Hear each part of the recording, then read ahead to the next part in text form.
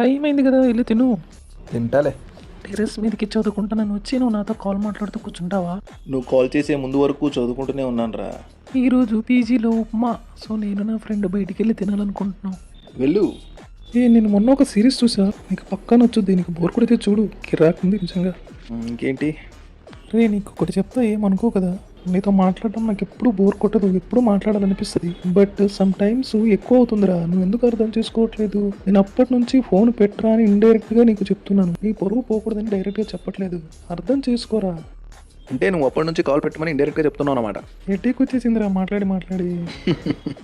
ఇన్స్టాగ్రామ్లో కాల్ వచ్చిందా? మన ఎరిపప్పు అనుకుంటున్నావు ఏంటో, నన్ను అర్థం చేసుకున్నది ఇంతేనా నువ్వు? నాకు తెలుసురా, నువ్వు అప్పటి నుంచి కాల్ పెడతానని ఇండైరెక్ట్గా చెప్తున్నావు.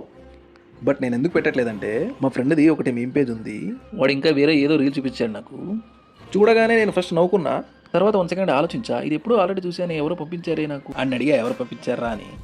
అప్పుడు నీ ప్రొఫైల్ చూపించాడు నాకు. అసలు ఏం మాట్లాడుతున్నాను?